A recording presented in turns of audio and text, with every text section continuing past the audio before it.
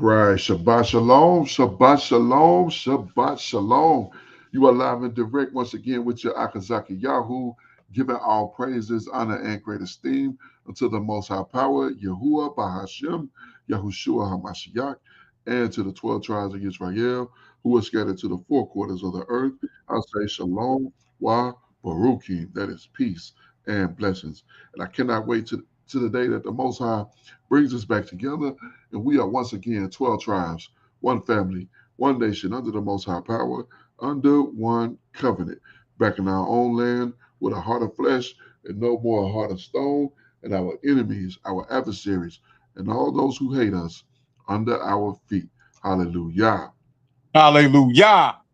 Yes, indeed. I'm joined this afternoon by my most esteemed Akenanaya. Shabbat Shalom, Aki. Hey, Shabbat Shalom, Maki. Ashar Shabbat Yom Yasharal. Call Halal Yahweh. Bahashem HaMashiach Wa Malak Yahweh Shah Barakatah. Hallelujah. Happy Sabbath, Sabbath day. All praises to Yahweh in the name of his beloved son, Yahweh Shah, the Messiah and King. Bless you. Hallelujah. All praises to the Abba. And we are back again for another video review. Praises to the Abba. We're going to jump right into, we got a few videos in line for you. So I pray that you are edified and Most High be magnified through these reviews. This first video comes to us by the Black History Archives. Shout out to those brothers. And we're going to get into their video. They have where the Hebrews, where ancient Hebrews, Black and African, is a Black history documentary. So as always, links are in the description box. Feel free to check it out on your own, or you can check it out right here. Here we go. Have you ever wondered about the true identity of the ancient Hebrews? For centuries, biblical figures like Moses, King David, and the prophets have been depicted as fair-skinned, blue-eyed characters. But what if we have been looking at history through a century lies of forgotten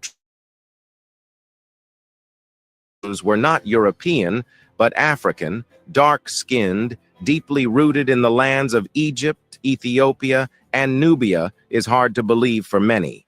Could the very people who shaped the foundations of Christianity and Judaism have been Black? And if so, why has this truth been hidden for so long? In this video, join us on a journey to uncover the lost identity of the ancient Hebrews, a story that challenges everything you thought you knew. The Black History Archives. For centuries, the dominant image of ancient Hebrews has been filtered through a European lens, where figures like Moses, David, and Solomon are consistently depicted with fair skin and blue eyes. These portrayals have become so deeply ingrained in Western culture that only a few question their accuracy. However, these representations are not rooted in historical reality, but are instead products of centuries of art, literature, and colonial influence.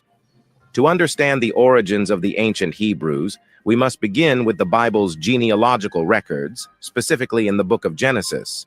According to Scripture, after the Great Flood, Noah's 3 sons, Shem, Ham, and Japheth, repopulated the earth. Each son is said to have given rise to different nations, with Ham's lineage being particularly significant when exploring African connections. Therefore, Ham is traditionally recognized as the progenitor of several nations that are directly linked to Africa. Ham's descendants include Cush, Mizraim, and Canaan. Cush is often associated with the regions of modern-day Ethiopia and Sudan, where the Cushites, known for their dark skin, built a powerful and culturally rich civilization. Mizraim refers to Egypt, one of the most influential ancient civilizations. The Egyptians were renowned for their scientific, architectural, and artistic achievements, often depicting themselves with dark skin in their art. Pay attention. Canaan, another of Ham's descendants, settled in territories that include present-day Israel, Palestine, and parts of Lebanon and Syria. and the Canaanites were closely related to the Hebrews, sharing cultural and familial ties. This lineage places the Hebrews within the broader context of African civilizations, suggesting that they were not isolated from their neighbors, but deeply integrated into the Afro-Asiatic world. All right. Let's pause right here for just a moment because we got to clarify a couple of things. Number one, he did mention Put. Put was the fourth son of the other son, not mentioned, that was of Ham. And Put would be, is that Ethiopia? Well, no, Put would be, I've heard some say that Put is Libya, and then I've heard others say that Put is Somalia. Okay. So we have, he Kush is Ethiopia. Kush is Ethiopia. Okay. So we have Mizraim. That's definitely Egypt. We have Canaan. Those are the Canaanites. Then we have Libya. And is that the Lebanese? Not the Lebanese, but the Gaddafi. Okay. Gaddafi was from Libya. Okay. Wow. Okay. That's not how I pictured the Lebanese, the Libyans, Libya. But now but they were mixed with a lot of Ottoman Turks and a lot of Arabs, that did lighten their skin. Okay, kind. So they mixed out. So they was mixing out. Okay, kind. Well, that makes sense with Gaddafi because I was like, he's definitely Arab. And I look at him because he was, very, very, very fair complected. And then you had Put, and we looked at that. I hate to jump all the way back over there to dig back into that. I have to find that and post it, and we'll do it like that. We'll figure out who Put is and where they went and who they are would be today. Also, he said that the Canaanites were closely related to the Hebrews. That is false, 100% unequivocally false. The Canaanites had no relation to the Hebrews. Canaanites come from Ham. Hebrews come from Eber, who come from Shem. So I wanted to clarify that. In fact, the Canaanites were enemies of the children of Israel and enemies of the Most High. The people who were cursed by the Most High, which is why he didn't want us dealing with them. And he told us explicitly not to make marriages with them. When we go into their land, do not show mercy to them. Part of the reason why he gave us their land is because they were utterly wicked. And he wanted us to destroy everything that they had set up.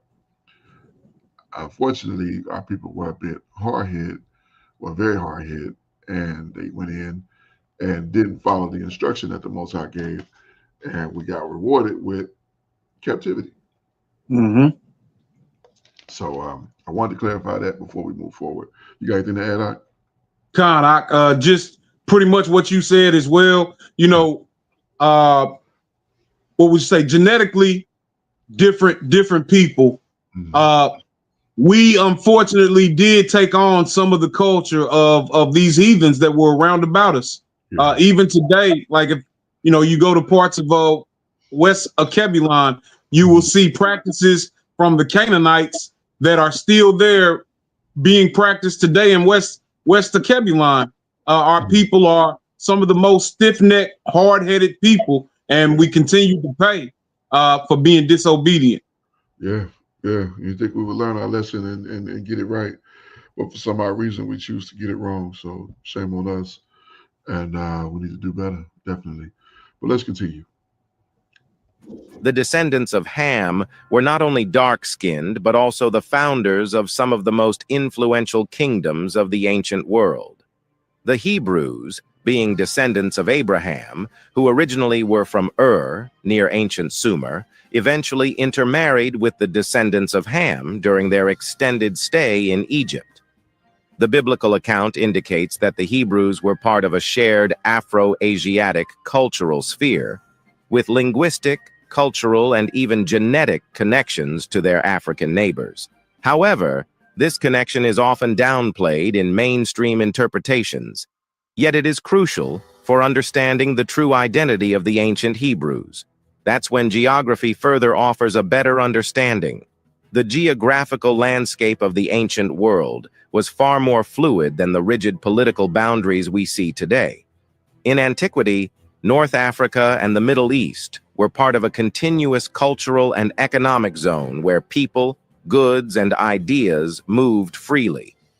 The Hebrews, like other Semitic groups, interacted in this interconnected region, which allowed for deep exchanges with neighboring civilizations. The Hebrews' long stay in Egypt, which spanned several centuries according to biblical accounts, placed them firmly within an African context. Living among Egyptians, the Hebrews would have been exposed to Egyptian religious rituals, art forms, and societal structures, all of which left an imprint on their culture. This prolonged interaction likely resulted in intermarriage and cultural blending, further strengthening the connection between the Hebrews and their African neighbors.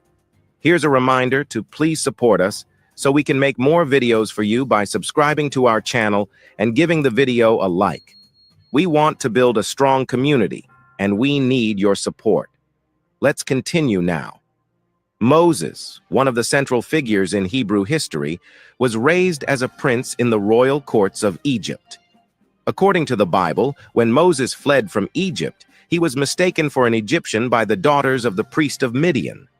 This suggests that Moses bore a strong resemblance to the Egyptians, who were black Africans. If Moses and other Hebrews had been fair-skinned, this confusion would have been unlikely. This raises questions about the racial identity of the Hebrews, especially since their prolonged stay in Egypt led to significant cultural assimilation. The biblical account of their enslavement and subsequent exodus portrays the Hebrews as a marginalized group, much like the Nubians and Cushites, who were also subjugated by the Egyptians. The years spent in Egypt left a profound impact on Hebrew culture. Elements of Egyptian religious symbolism, temple architecture, and even language made their way into Hebrew traditions. For instance, the name Moses is derived from the Egyptian word, meaning son or born of, as seen in names like Thutmose and Rameses. Further evidence of the deep ties between Hebrews and Africans can be seen in Moses' marriage. He took a Cushite woman as his wife, who was black.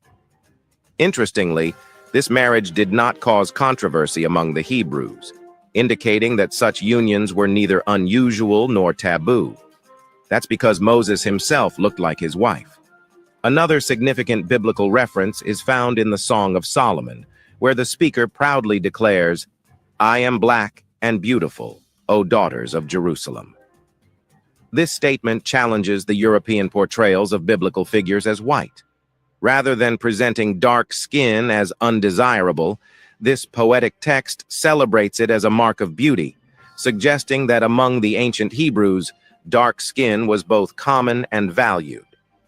These biblical descriptions reveal that the Hebrews did not regard dark skin as a negative trait, contrary to the racial biases introduced by later European colonial interpretations.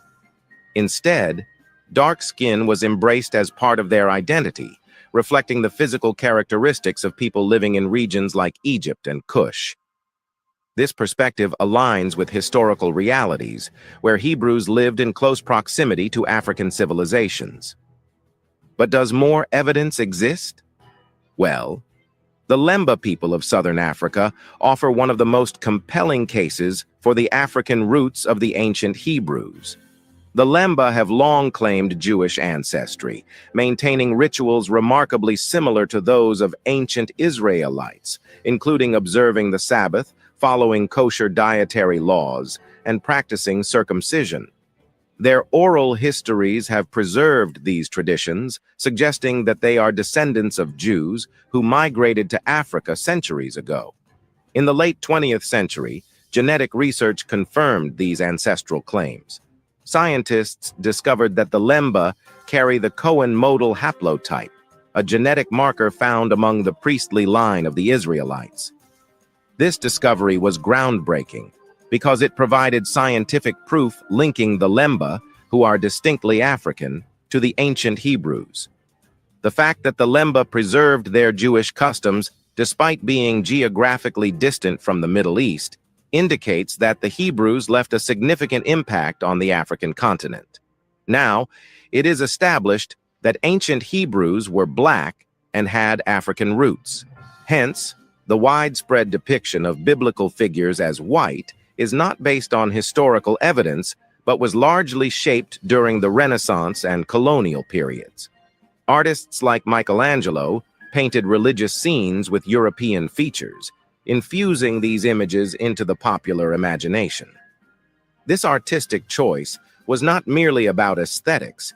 It was a deliberate attempt to align Christianity with European identity and superiority. Today, the effects of this whitewashing continue to shape religious iconography, literature, and popular culture. It creates the need to correct the historical record because the distorted form of history has punished the very people whose ancestors were the very Hebrews we are talking about. That's because the fabrication of religion and history allowed Europeans to justify slavery.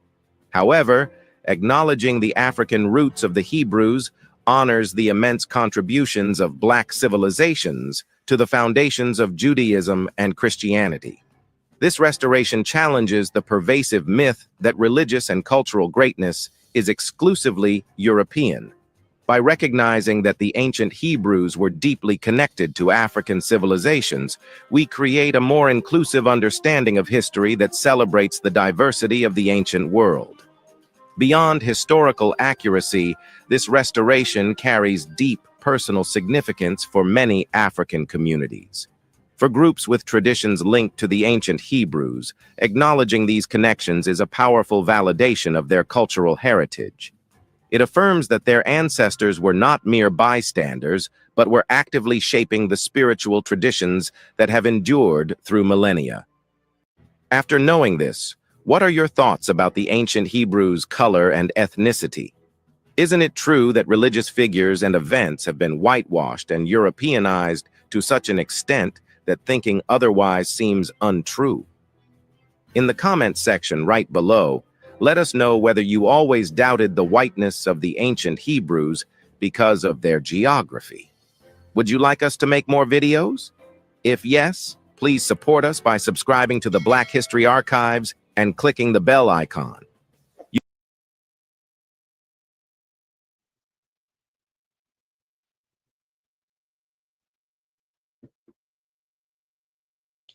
I believe your mic is muted, Doc. My bad, my bad. I was saying that they definitely bring up some very interesting points pertaining to the people of the book, as well as the historical locations that existed at that time. I find it unnerving that all of these years that they would just lie and say that these things were what they were not, and they were completely comfortable in doing so, and I honestly felt superior for it.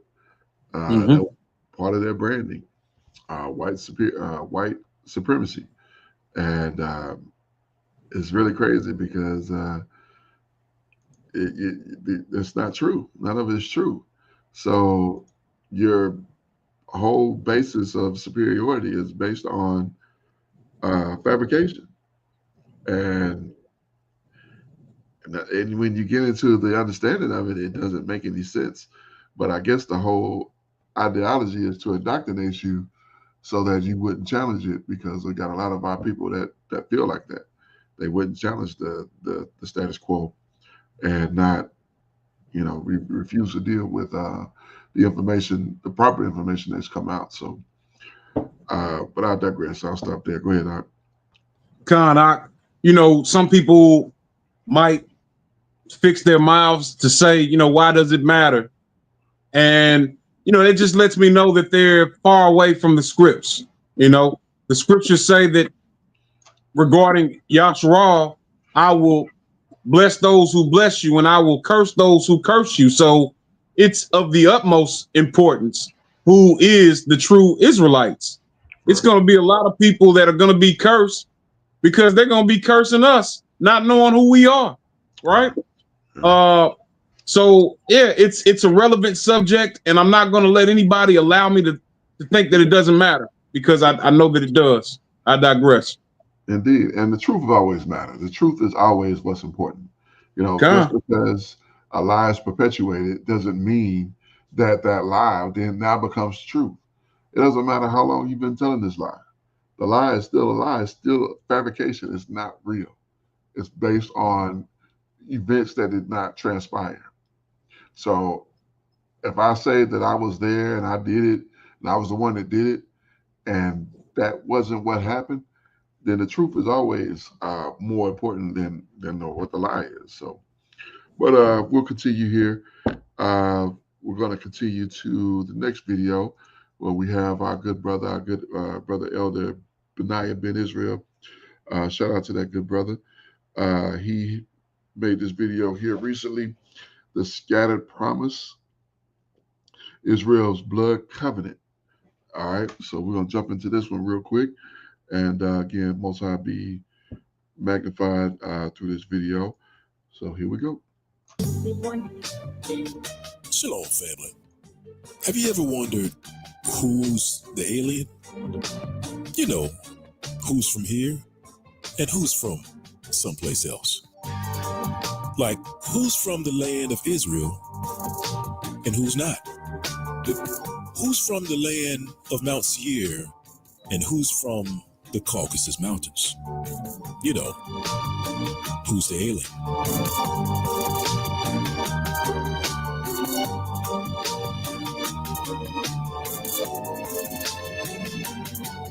So let's continue down the line. We've got more slaves that are leaving the city. Now, somebody tell me the difference between this guy and this guy. Whose side do you think this guy's on? The Assyrians, the conquerors, the Assyrians. And whose side do you think this guy is on? The slave, yeah, the people from Israel or Lachish. You can tell also by their distinctive hairstyle depicted in archaeology. You can oftentimes tell who's the alien based on how one looks. Like, who matches the stone depictions of Israel etched in stone around 700 BC? And who doesn't? And then, based on the facts, then you tell me who's the alien.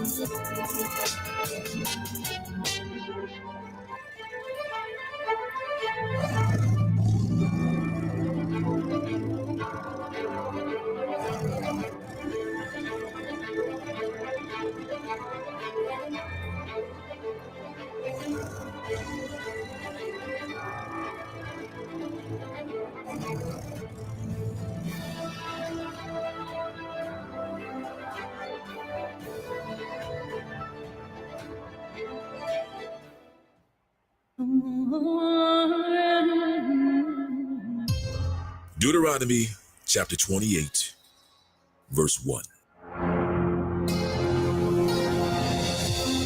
And it shall come to pass, if thou shalt hearken diligently unto the voice of Yahuwah thy Elohim, to observe to do all his commandments which I command thee this day, that Yahuwah thy Elohim will set thee on high above all nations of the earth. And all these blessings shall come on thee and overtake thee, if thou shalt hearken unto the voice of Yahuwah thy Elohim. Blessed shalt thou be in the city, and blessed shalt thou be in the field. Blessed shall be the fruit of thy body, and the fruit of thy ground, and the fruit of thy cattle, the increase of thy kind, and the flocks of thy sheep. Blessed shall be the basket and thy store. Blessed shalt thou be when thou comest in, and blessed shalt thou be when thou goest out. And Yahuwah shall cause thine enemies that rise up against thee to be smitten before thy face. They shall come out against thee one way, and flee from before thee 7 ways. And Yahuwah shall command the blessing upon thee in thy storehouses, and in all thou settest thine hand unto. And he shall bless thee in the land which Yahuwah thy Elohim giveth thee.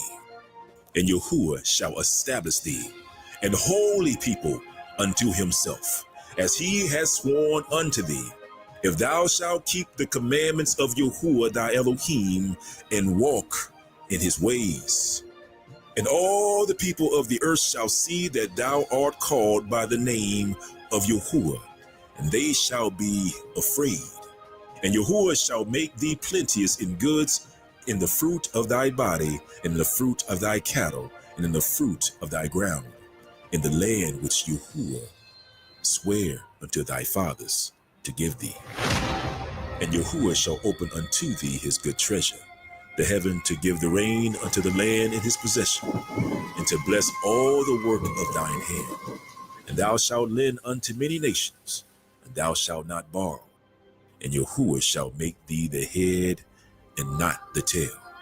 And thou shalt be above only, and thou shalt not be beneath, if that thou hearken unto the commandments of Yahuwah thou Elohim, which I command thee this day, to observe them and to do them. And thou shalt not go aside from any of these words which I command thee this day, to the right hand or to the left, to go after other gods, to serve them.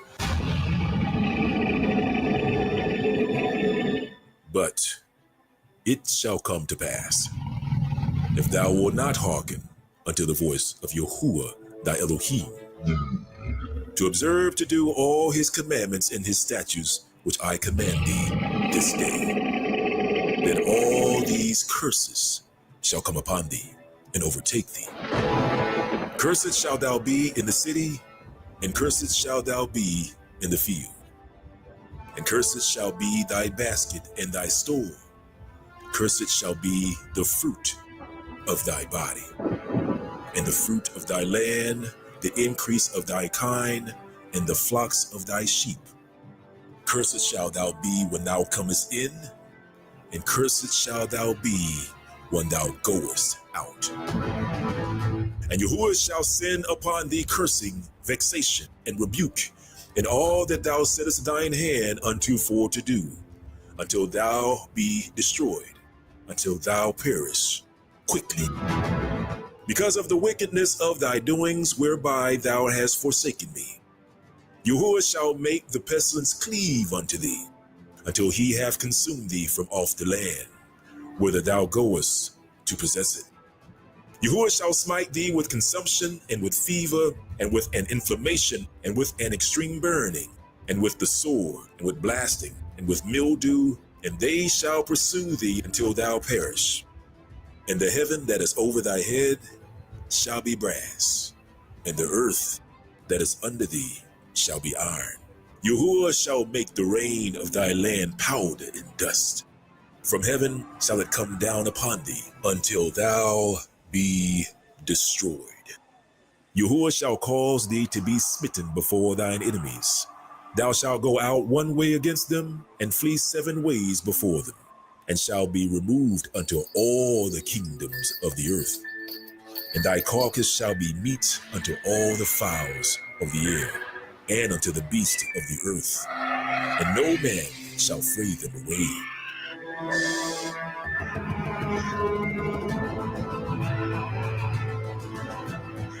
And Yahuwah shall smite thee with the botch of Egypt, and with the emerods, and with the scab, and with the itch, whereof thou cannot be healed. And Yahuwah shall smite thee with madness and blindness, and astonishment of heart. And thou shalt grope at noonday, as the blind gropeth in darkness. And thou shalt not prosper in thy ways. And thou shalt be only oppressed and spoiled evermore, and no man shall save thee.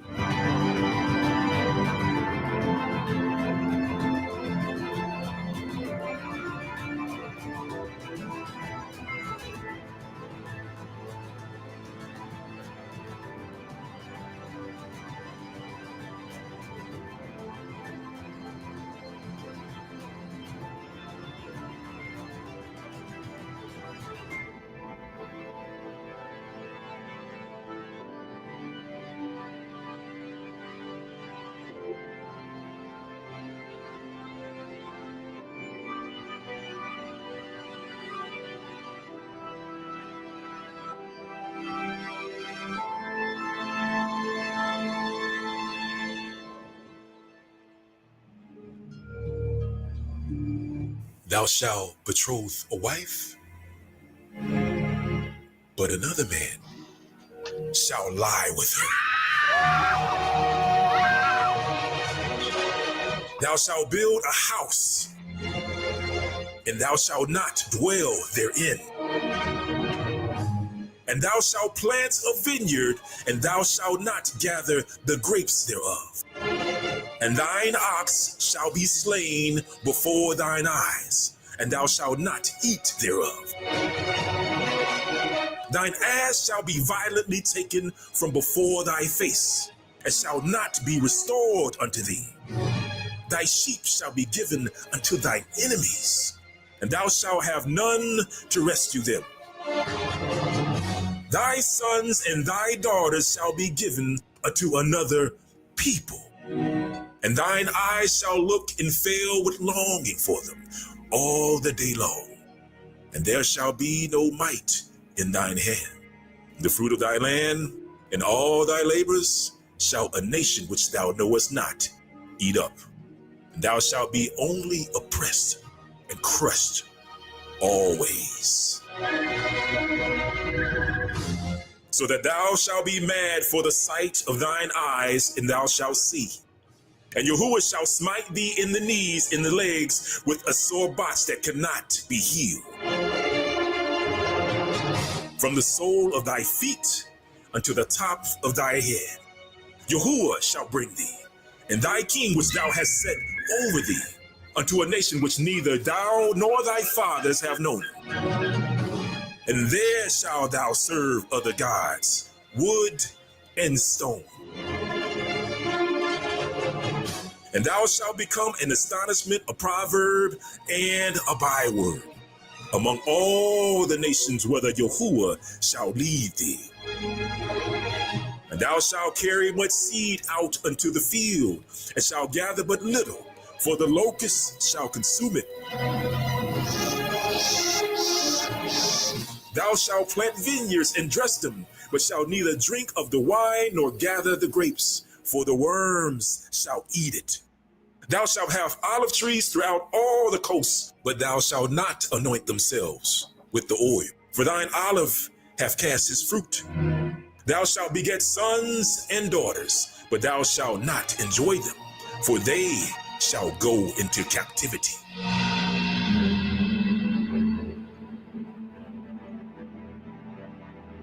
All the trees,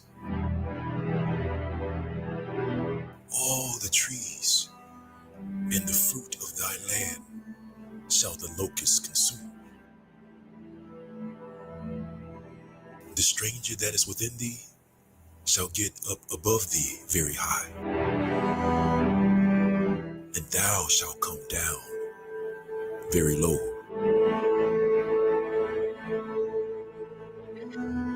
He shall lend to thee, and thou shalt not lend to him. He shall be the head, and thou shalt be the tail. Moreover, all these curses shall come upon thee, and pursue thee, and overtake thee, till thou be destroyed. Because thou hearkenest not unto the voice of Yahuwah thy Elohim,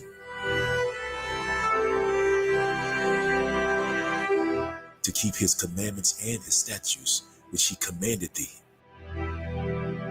And they shall be upon thee for a sign and for a wonder, and upon thy seed forever. Because thou servest not Yahuwah thy Elohim with joyfulness, and with gladness of heart, and for the abundance of all things. Therefore shalt thou serve thine enemies, which Yahuwah shall send against thee, in hunger, and in thirst, and in nakedness, and in want of all things. And he shall put a yoke of iron upon thy neck, until he have destroyed thee. Yahuwah shall bring a nation against thee from far, from the end of the earth, as swift as the eagle flieth, a nation whose tongue thou shalt not understand, a nation of fierce countenance, which shall not regard the person of old, nor show favor to the young.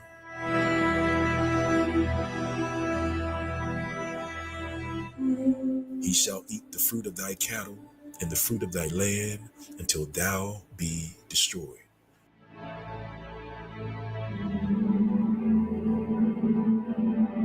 Which also shall not leave thee either corn, wine, or oil, or the increase of thy kine, or flocks of thy sheep, until he have destroyed thee. And he shall besiege thee in all thy gates, until thy high and fenced walls come down, wherein thou trustest, throughout all the land. And he shall besiege thee in all thy gates throughout all the land, which Yahuwah thy Elohim has given thee.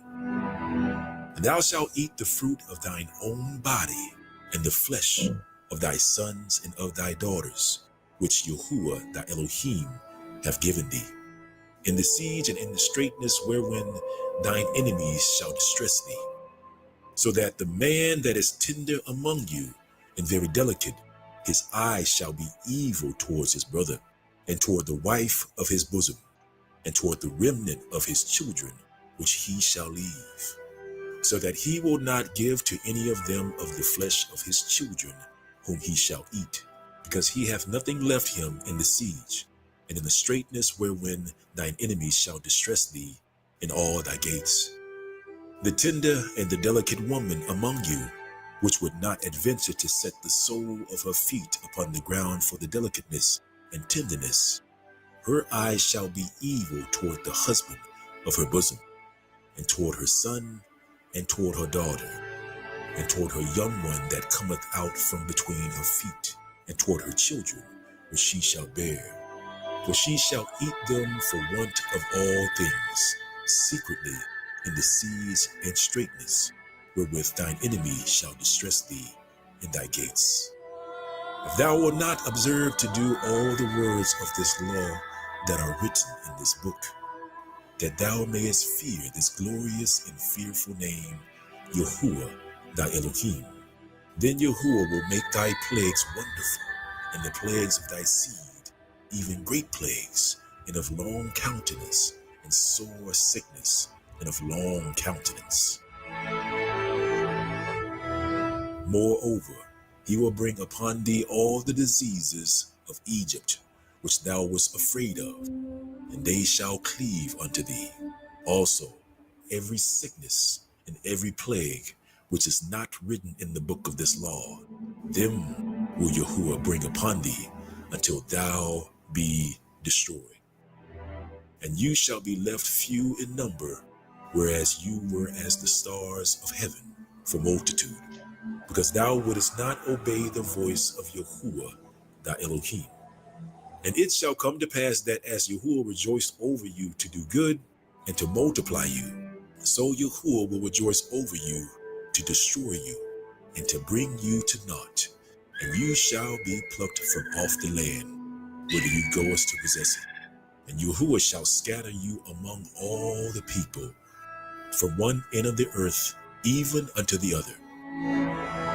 And there shalt thou serve other gods, which neither you nor your fathers have known, even wood and stone. And among these nations shalt thou find no ease, neither shall the sole of your feet have rest, but Yahuwah shall give thee there a trembling heart and failing of eyes, and sorrow of mind. And thy life shall hang in doubt before thee, and thou shalt fear day and night, and shalt have none assurance of thy life. In the morning thou shalt say, With Yahuwah it were even, and at even thou shalt say, With Yahuwah it were morning. For the fear of thine heart wherein thou shalt fear, and for the sight of thine eyes which thou shalt see. And Yahuwah shall bring thee into Egypt again with ships,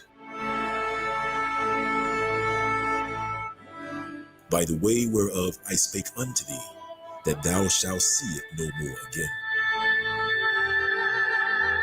There you will be sold unto your enemies for bondmen and for bondwomen, and no man shall redeem you.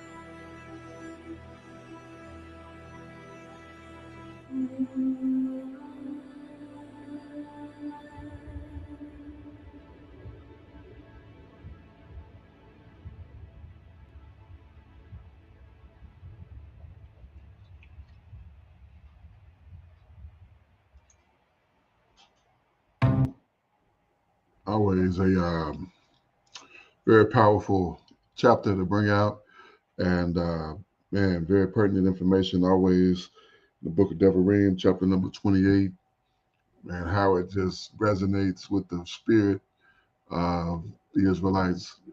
It is how we understand who we are in this book, in this world, and with the Most High.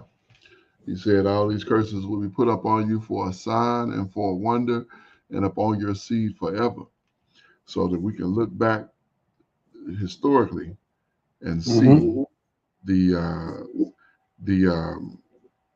effects that the curses would have on our people.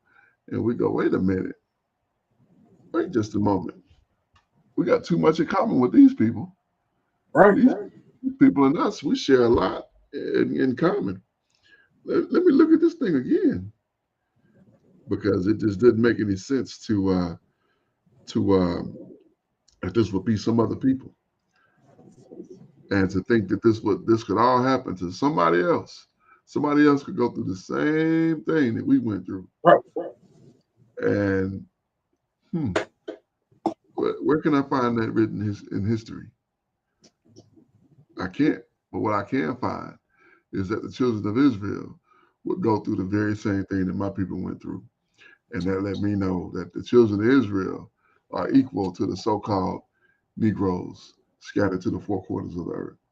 So praises to the Abba. I'll rest there. Go ahead, Khan, just laying back and quickly off what you said, for a sign and a wonder. This is how we identify, who the true children of Yasharal are. And it's crazy, that we haven't learned our lesson. Mm-hmm. Indeed. I digress, man. All praises, all praises. Yeah, it's you're exactly right, Ak. We should be learning so much from this. And this should be our inspiration, and it is. It's for those of us who come into the truth. This is our inspiration. This is what gives us the ability to continue, the ability to. You'll hear brothers talk about, they had brothers who were selling drugs. They had brothers who was pimping women. They had brothers who was out in the streets, gang banging, doing all kind of stupid stuff that didn't make any sense whatsoever. But yet, when they came into the knowledge and understanding of this truth, they were able to put those things down and began to serve God in spirit and in truth. They were able to learn Torah and start keeping commandments. They were able to submit to counsel and understand leadership. Men become men literally because of this truth. And a lot of what was written in Deuteronomy 28 is what resonated with brothers and sisters to come into this understanding. So all praises to the Abba. Let's continue. We got a couple other videos to go. We're going to jump to a video from, this is the Black History Archives. I think that first video we watched was from them. This is another video. It's called $350,000 Slave Reparations. Did Trump just promise to pay each African American? I'm going to tell you this, $350,000, you keep that. You can keep that in your pocket. Better put that in your military or something, because it'll do better. It'll do you better to do that than to try to pay us off with $350,000. That's chump change. That's nowhere close to what you owe this people. To what you owe this people. Let's get to it. Let's see what he's talking about. Let's go. In the 2024 American election, Black people voted massively for Donald Trump. Compared to the votes he received before, which were 10%, this time, Donald Trump succeeded in getting 20% of African American votes. This is phenomenal, given that Black voters have historically remained loyal to the Democratic Party. So, does it mean Donald Trump promised something in private with Black leaders and businessmen? And can it mean slavery reparations? Seeing from the perspective that African Americans did not trust Kamala Harris this time suggests that something has happened behind closed doors. So, in this video, let's know what Donald Trump thinks about slavery reparations, what he promised, and what he will do. Let's get started. The Black History Archives. The slavery reparation debate has been going on for decades, but it reached an important turn when California took the lead on this issue, exploring how best to compensate for the lasting harm caused by centuries of racial discrimination. The state's Reparations Task Force was given the mandate to study these impacts and propose actionable solutions. By 2023, the task force put forward a bold recommendation to provide direct cash payments of up to $350,000 per eligible African American. After this proposal, the discussion began that all states should initiate such a study and take practical steps to implement the proposal. Or a better idea was to simply expand this proposal to all states. And this election was an understood choice between what two candidates promised about the reparations and what they could really do.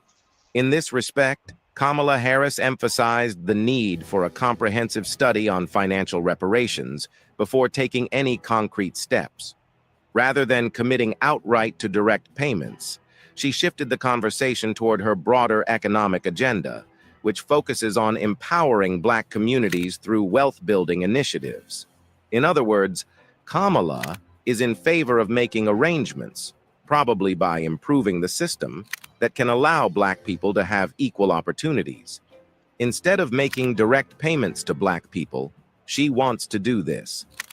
Harris made it clear that the question of reparations is complicated and needs deeper exploration. She noted, "On the point of reparations, it has to be studied. There's no question about that." This measured stance reflects her awareness of the political sensitivity surrounding the issue. By calling for further study, Harris seems to acknowledge the importance of the topic without fully committing to a specific plan. This cautious approach helped her avoid alienating potential swing voters, especially in politically contentious areas. Harris described her economic agenda as one that taps into the ambitions of Black Americans, especially when it comes to building financial independence. She explained, "My agenda is about tapping into the ambitions and the aspirations, knowing that folks want to have an opportunity, if they want, to build wealth, including intergenerational wealth." For Harris, this focus on entrepreneurship, homeownership, and capital access is a more sustainable way to bridge the racial wealth gap compared to direct cash reparations. But now, as Donald Trump has won the election, the debate should be more focused on what he plans to do. Even though Trump's victory came as a surprise for the majority of Black Americans, he is the president now, and what he believes about slavery reparations will impact the lives of nearly 50 million Black Americans in the United States. During Donald Trump's 2016 campaign, the topic of slavery reparations wasn't front and center in the national conversation. At that time, Trump rarely addressed the issue because it simply wasn't on most voters' radars. However, when prompted, Trump was quick to dismiss reparations, expressing skepticism. He questioned whether reparations were a practical or fair way to address historical injustices, hinting that he saw the idea as more divisive than constructive. Here's a reminder to please support us so we can make more videos for you by subscribing to our channel and giving the video a like. We want to build a strong community, and we need your support. Let's continue now. By the time Trump was halfway through his first term, the conversation around reparations had gained significant traction among Democratic contenders like Kamala Harris, Elizabeth Warren, and Bernie Sanders, who floated various ideas to compensate descendants of enslaved Africans. In June 2019, Trump was asked about his stance during an interview with The Hill, and his response was blunt. He said, "I don't see it happening." He argued that pursuing reparations would do more to deepen racial divides rather than heal them, suggesting it could fuel resentment among Americans rather than promote unity. Trump was clear in his position. He saw the Democrats' push for reparations as a political strategy to court Black voters rather than a genuine effort to right historical wrongs. To him, it was an issue that, if pursued, would only serve to put different racial groups against each other. Later, in 2020, following the murder of George Floyd and the wave of Black Lives Matter protests, the demand for reparations resurfaced with renewed intensity. Yet Trump remained firm in his opposition. His administration doubled down on a law and order stance, focusing on supporting law enforcement rather than engaging with the calls for racial justice, which included demands for reparations. Trump's reasoning was consistent. He believed reparations unfairly penalized people who had no direct link to slavery. For him, the idea of reparations represented an unjust redistribution of wealth.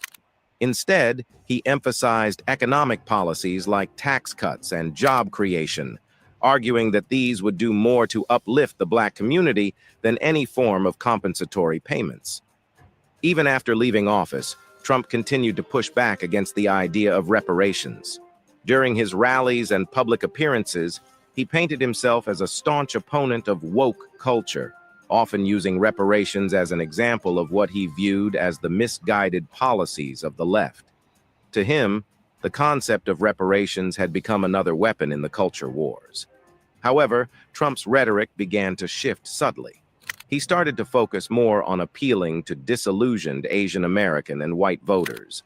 This was particularly evident in his criticisms of affirmative action, which he argued discriminated against Asian Americans in favor of other minority groups.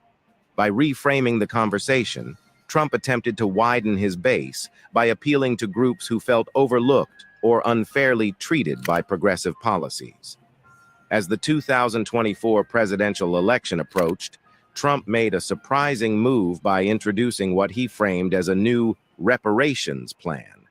But this wasn't about compensating the descendants of slaves.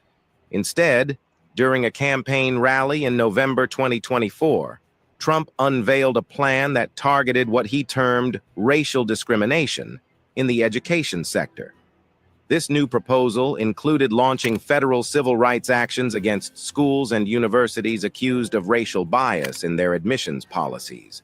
It also included imposing hefty fines on institutions found guilty of such practices and using the fines collected to compensate students who were allegedly discriminated against, with a specific focus on Asian American applicants.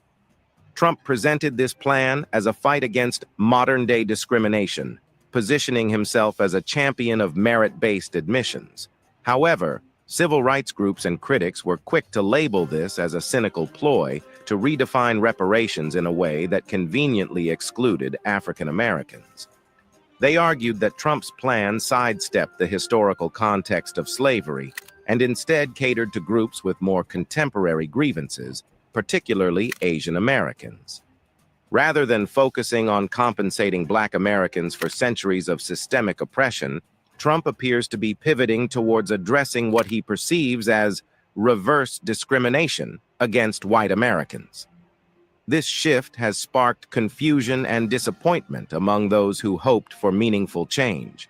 Trump declared, "I will advance a measure to have them fined up to the entire amount of their endowment. A portion of the seized funds will then be used as restitution for victims of these illegal and unjust policies." This statement, which many interpreted as reparations for white Americans, caused outrage among Black voters who had hoped Trump might consider compensating the descendants of enslaved Africans. Trump's proposal appears aligned with his long-standing criticisms of DEI programs and critical race theory. For years, he has argued that such initiatives sow division and perpetuate discrimination against white people. His Project 2025 plan, which outlines a potential second-term agenda, explicitly targets dismantling DEI programs, arguing they unfairly disadvantage white Americans. Many Black commentators quickly noted the implications of Trump's statements. Keith Boykin, a well-known political analyst, said that Trump announced reparations for white people.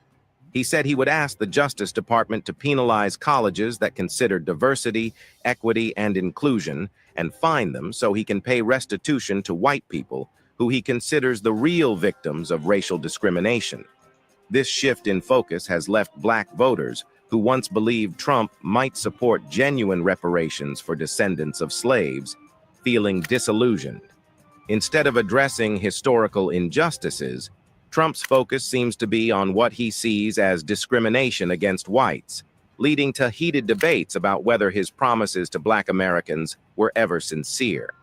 As Trump positions himself for a second term, it remains uncertain whether he will shift his focus to address the historical injustices faced by Black Americans or continue to prioritize the grievances he perceives among his base.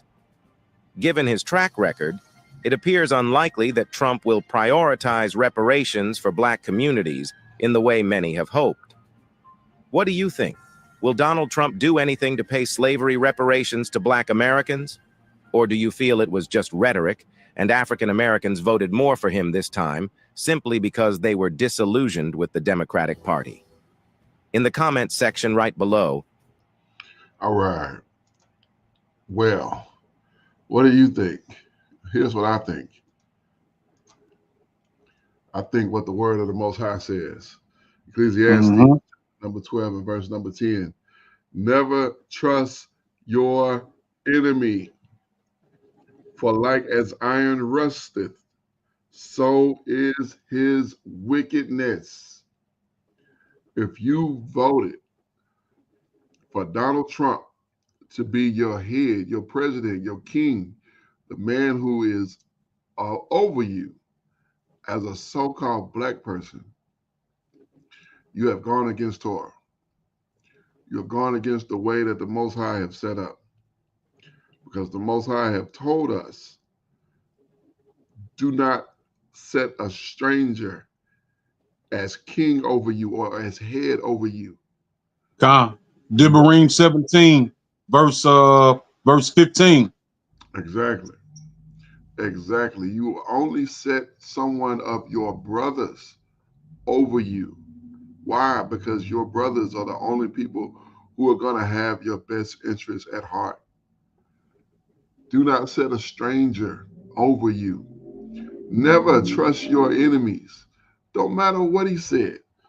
No matter what he had to say. Let's get to the next verse real quick. Though he humble himself and go crouching, yet take good heed and beware of him, that you shall be unto him as if you had wiped a looking glass, and you shall know that his rust have not been altogether wiped away. So even though he gonna seem to be humble, he gonna come to you crouching. Though he go crouching, yeah, I just want to do right for you. I just want to do something good for you.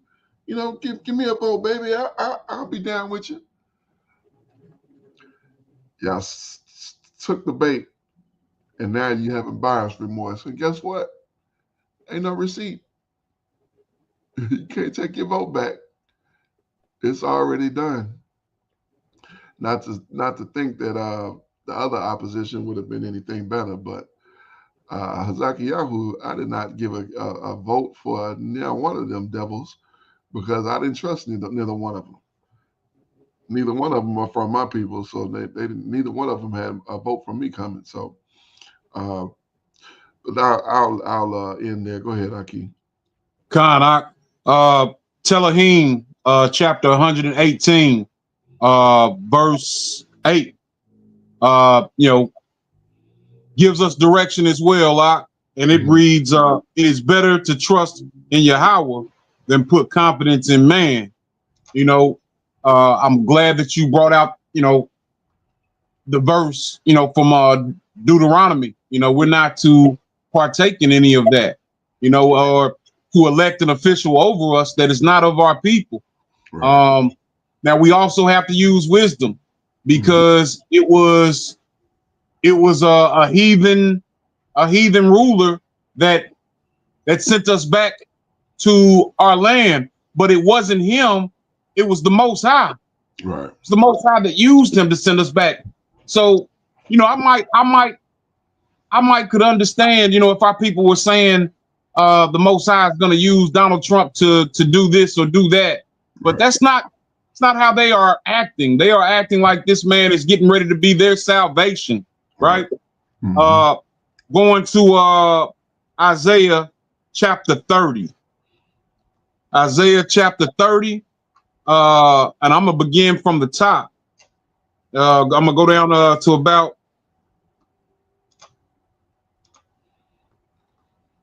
let's see. Okay, yeah, I'm gonna go down to about verse 3. All right. All right, and it reads, "Woe to the rebellious children, saith Yahweh, that take counsel, but not of me, and they cover with the covering, but not of my ruach, that they may add sin to sin, that walk to go down into Mizraim, and have not asked at my mouth, to strengthen themselves in the strength of Pharaoh, and to trust in the shadow of Mizraim. Therefore shall the strength of Pharaoh be your shame, and the trust in the shadow of Mizraim your confusion." The Most High is laid it out, and we know that we went into captivity numerous times. We know that we looked for other people to save us rather than the Most High. Right. People, we're still doing it. We are still doing the same thing that we've been doing for thousands of years, and the Most High changes not. Right. So us putting our faith, or not us, but our people that put our faith in this man are in error, and you need to repent. And we're gonna pray for you. Yeah. Right. Indeed. Because this will be our undoing, putting our trust in not only an enemy, but also this man. I digress. Hallelujah. That was wonderful. Especially that Isaiah, right on time. All praises to Abba. I tell you what, the Father is non-defeated, and there's a reason for that. That's right. It's a reason for that because he got everything that we need, and he's all that we need to be leaning on and trusting in. So Put your faith there, put your belief there, put your energy, your efforts there, and you'll understand why you don't have to worry about a thing when you got your faith in the Abba. All right. All right, we'll get back to the videos here. Praises to the Abba once again. This is the forgotten massacre of Birmingham, of the Birmingham bombing. Now, this one comes to us from Black Culture Unlocked, brothers over there. So again, shout out to those brothers. We got one more after this, and then we're gonna go ahead and wrap this on up. But all these videos are fairly short. This was about 20 minutes. So just continue to watch with us and be edified, and the Most High be magnified. So here we go. The 16th Street Baptist Church in Birmingham, Alabama. Since the bombing of the 16th Street Baptist Church in Birmingham, Alabama. In the 1963 Baptist Church bombing in Birmingham, Alabama, visited Brooklyn Park.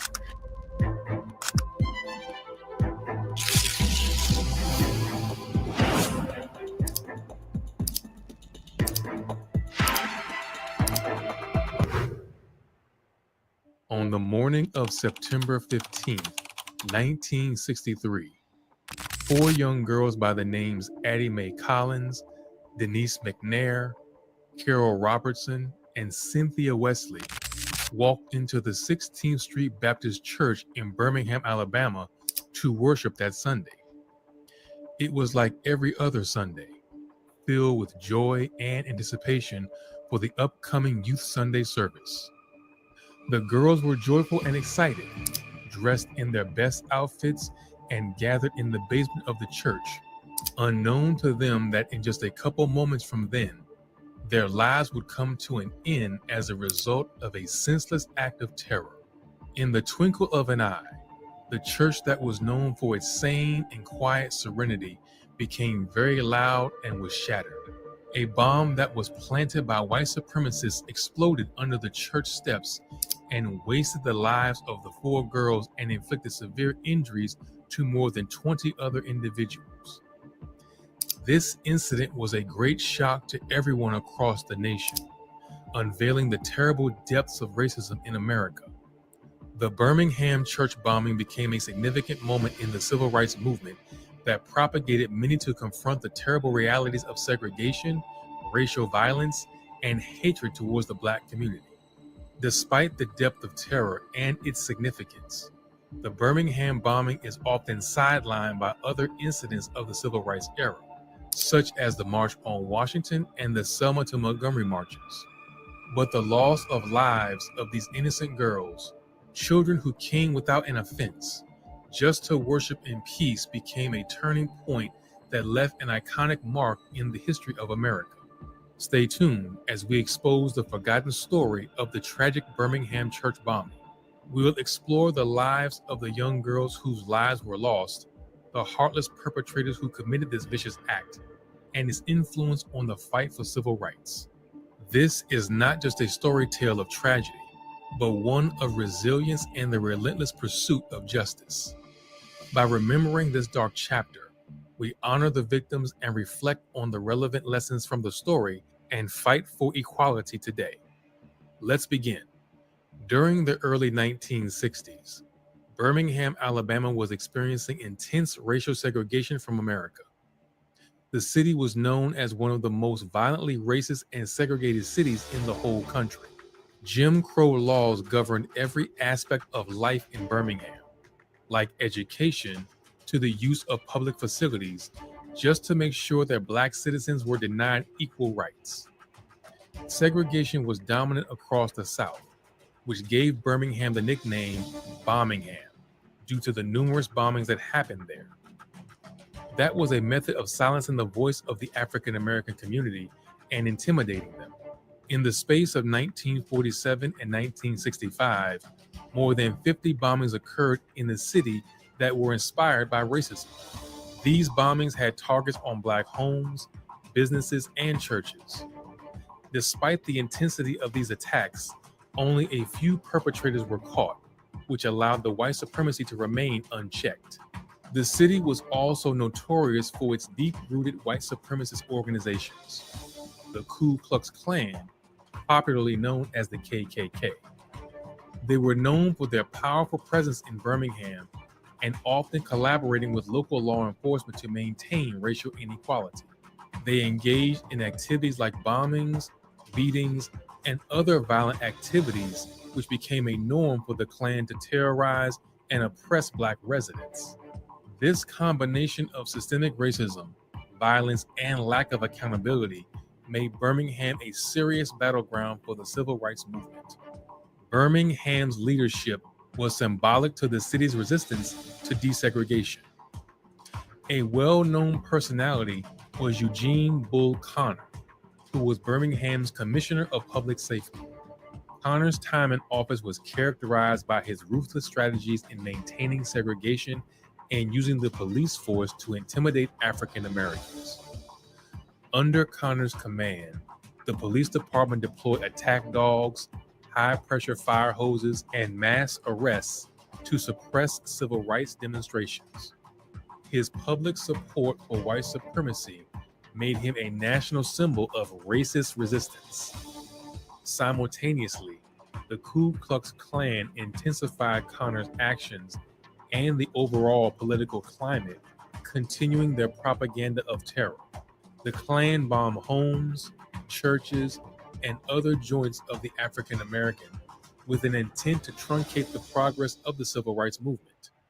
Birmingham's Black residents lived under continuous threat, but despite the violence, they remained determined to fight for equality.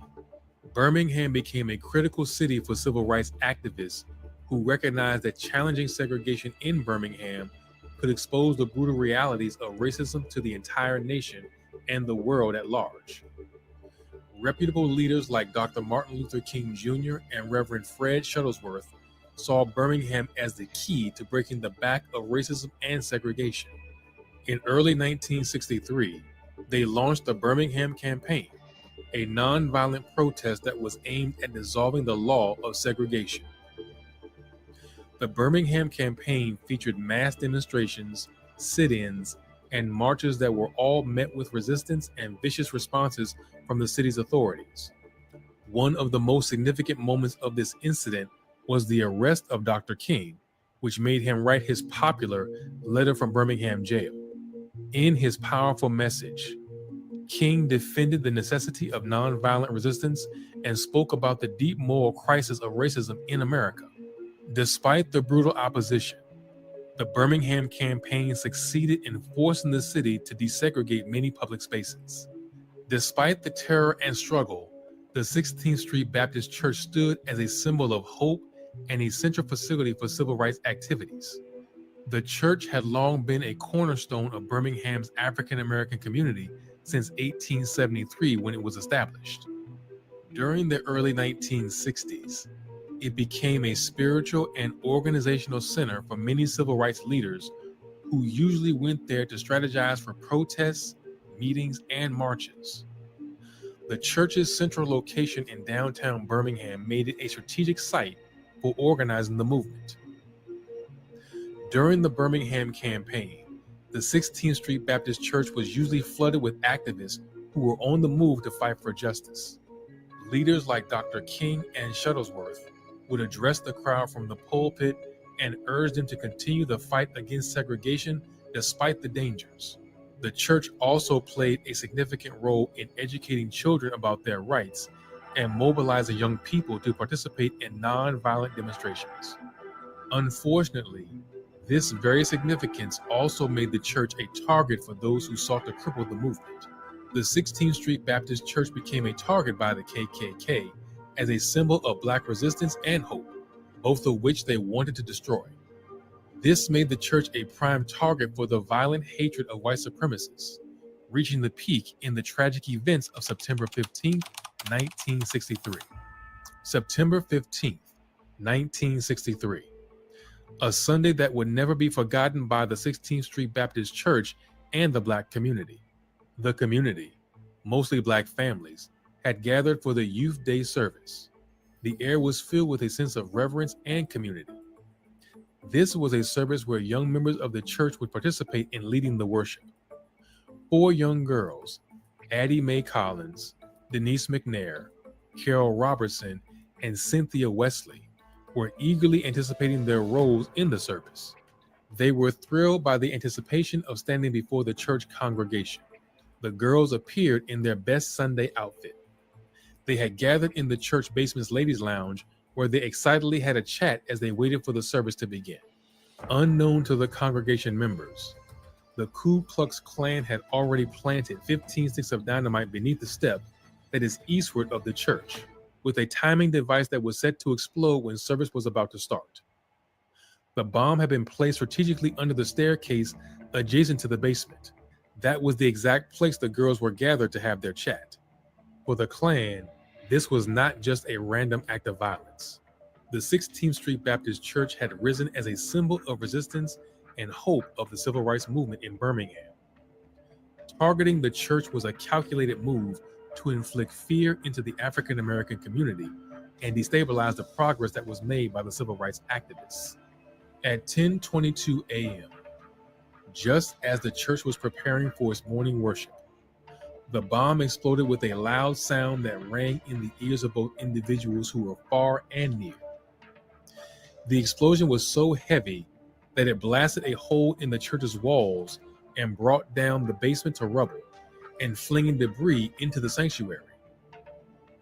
The impact of the blast shattered the windows and forcibly knocked worshipers down to the ground. The atmosphere quickly became filled with chaos and confusion as the congregation struggled to comprehend what had just happened. The once peaceful sanctuary had been transformed into a scene of horror. The sanctuary's atmosphere that made everyone feel safe and peaceful had now been intoxicated by chaos, confusion, and bloodshed. The 4 young girls who were in the basement moments earlier experienced far worse consequences. The bomb had hit them directly, killing Addie Mae Collins, who was just 14 years of age, Denise McNair, who was 11, Carol Robertson, who was just 14, and Cynthia Wesley, who was also 14, instantly. After a while, their bodies were found beneath the debris. The young girls became lifeless in the twinkle of an eye. The explosion was so devastating that it scattered the bodies of the girls and left only pieces of their Sunday clothes and shoes scattered across the room. Shockingly, this tragic loss of life was not the only tragedy of the day. About 20 other individuals were also injured by the explosion. Some of the individuals sustained severe wounds and were burned, while others were hit by flying glass and shrapnel. The survivors, including those that were inside and outside the church, remained shocked as their minds struggled to comprehend what had just happened. In a matter of seconds, a moment of worship had become an outrageous nightmare. As the pressure of the terror subsided, the intensity of the bombing became clear. Outside the church, members of the community rushed to the scene, desperate to help those who were trapped inside. Firefighters and police also arrived at the scene, but the mood was intensively chaotic.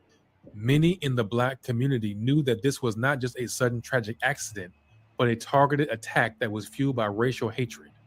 Mourners and rescuers pulled survivors from the wreckage, but for the families of the 4 girls, the devastation was unimaginable and almost impossible to comprehend. The bombing wasn't a new incident to the city of Birmingham, especially in Black neighborhoods, but this attack struck at the very heart of the community. The bombing of a church, which was a sacred place of worship on a Sunday morning with children present, this alone made the horrible incident all the more profoundly terrible. The news of the bombing spread quickly, and within a couple hours, the country was gripped by the story of the brutal attack. As the tragedy spread, both the Black and white communities responded in their various ways. Black residents who were already used to the terror of white supremacist violence gathered in grief and rage. Parents, friends, and neighbors of the victims were devastated by their loss. Birmingham's Black community was left in pain, mourning not only the deaths of the 4 girls, but also the continuous cycle of racial violence that seemed to have no end. The bombing came as a surprise to the nation and the world in general. As images of the shattered church and the victims spread across newspapers and television screens, Americans were forced to confront the horrifying consequences of segregation and racism. Leaders of the civil rights movements were already weary from months of protests and confrontations. They were devastated by the attack. Dr. Martin Luther King Jr., who had been in Birmingham earlier that year leading the Birmingham campaign, expressed his deep sorrow over the loss of the girls. In a telegram to Alabama's segregationist governor George Wallace, King blamed the state's policies of racial hatred for creating the conditions that gave room to such violence to occur. There was an outbreak of grief, anger, and frustration across the country. In major cities, Black and white activists held vigils and protests, demanding justice for the murder of the innocent girls. The bombing intensified calls for federal action on civil rights legislation, with many arguing that the deaths of the 4 children symbolized the extreme urgency of eradicating the system of racial oppression. Internationally, the bombing was perceived as a clear example of America's failure to uphold its ideals of freedom and equality. At the apex of the Cold War, with the United States posing itself as the head of the free world, the Birmingham church bombing exposed the systemic racism within American society. Countries around the globe expressed their shock and condemnation towards the act, which further pressured the U.S. government to take concrete action against racial injustice. For Birmingham's Black community, the bombing was a devastating blow, but it also strengthened their resilience and determination to fight for justice. Despite their grief, the families of the victims, civil rights leaders, and the entire African American community pressed forward, more determined than ever to fight for justice and equality. The bombing of the 16th Street Baptist Church became an iconic moment in the civil rights movement. It was a horrific reminder of the dangers Black Americans faced every day, but it also became a drive to change the systemic racism that has run deep. In the aftermath, civil rights leaders used the tragic deaths of the 4 girls to request support for federal civil rights legislation. Their sacrifice would not be in vain, as the bombing helped to push the Civil Rights Act of 1964 closer to becoming a reality. After the Birmingham church bombing, the investigation into the crime was characterized by hesitation, bias, and political maneuvering. Although the explosion had killed 4 innocent children in broad daylight and left the nation in shock, local authorities in Birmingham were sluggish to act. The city's law enforcement, which was led by individuals like Bull Connor, had a history of protecting white supremacists rather than holding them accountable, and this was no exception. However, it was widely suspected that the Ku Klux Klan, KKK, was behind the bombing, and local officials seemed reluctant to rapidly follow up with the case. There was a very minute effort that was made to arrest suspects, and the investigation was hampered by the lack of cooperation from the police, some of whom were rumored to have ties with the Klan. The crime scene at the 16th Street Baptist Church was quickly contaminated and scattered, which made the collection of forensic evidence difficult. Despite the gravity of the bombing's horrific nature, there was little sense of urgency from local officials to bring the perpetrators to justice. Due to the complacency of local authorities, the federal government eventually stepped in. The FBI, under the leadership of J. Edgar Hoover, was tasked with investigating the bombing. Hoover himself had a complicated relationship with the civil rights movement, often perceiving civil rights leaders like Dr. Martin Luther King Jr. with suspicion and disdain. This attitude was shown in the investigation, which was conducted with a level of reluctance and hesitation that many found infuriating. Although the FBI had collected strong evidence early on that links popularly known KKK members to the bombing, Hoover chose not to aggressively follow up the case. In fact, by 1965, the FBI had identified 4 primary suspects by name: Thomas Blanton, Bobby Frank Cherry, Robert Chambliss, and Herman Cash. All 4 men were members of a violent Klan faction, which was the Cahaba River Group, popularly known for their hatred of the civil rights movement. However, Hoover did not make the evidence known to the public, and no charges were laid against the suspects at the time.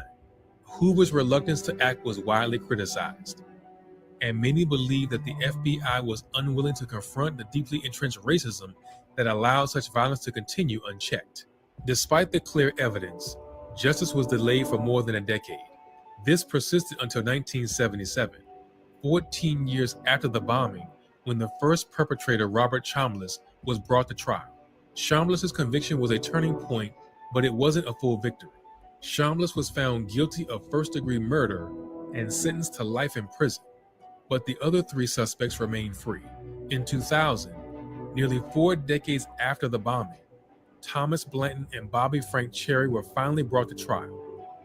Both men were convicted of murder and sentenced to life in prison, with Blanton, who was convicted in 2001, and Cherry in 2002.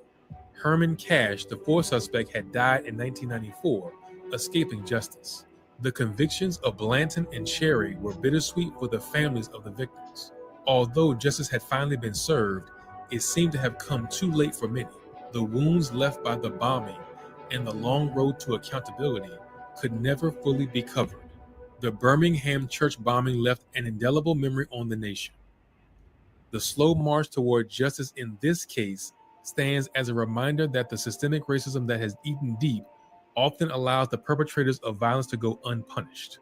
Yet their perseverance to pursue justice to the convictions of the bombers also serve as a symbol of the persistence of those who demand accountability, even in the face of overwhelming struggles. Although justice for the 4 girls came extremely late, their deaths and the long struggle to bring their killers to trial played a significant role in galvanizing the civil rights movement and pushing for greater protections against racial violence in America. What do you think the government should do for the families of these girls? I'd love to read your opinions in the comments. Like and subscribe. Let's bring... All right. My gracious. Where to even begin?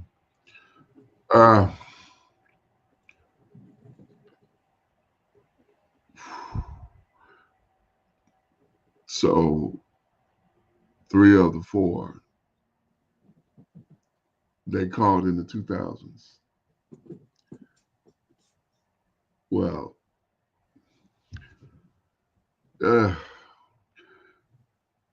they call that justice. These men, and I use that word loosely, these fellas, these people, these even that word would be too good, but these are murderers. They murdered these children. They planted explosives at a church. And I don't stand for the church, and I don't stand with the church.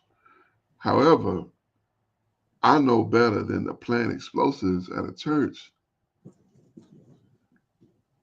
because there are people in the church.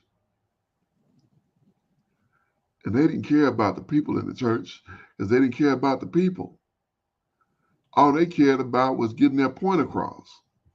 And their point was, we'll do anything to you. That's all they wanted to perpetuate, was that they'll do anything. And that was their whole mission. And they were able to get that accomplished. And as a result, 4 children died, were murdered, life snuffed out. For what purpose? Because you wanted to make a point. And they got away for all of that time, day after day after day, after week after week, after month after year, continuing to operate as normal. Meanwhile, these families are destroyed. These little girls have been put into the ground. That what they could hear what he said. He said they were pieces of them scattered through that basement.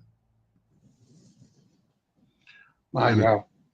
In an explosion. I mean, it was just the description that he gave was so horrendous.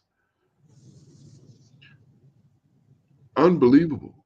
And they call that justice.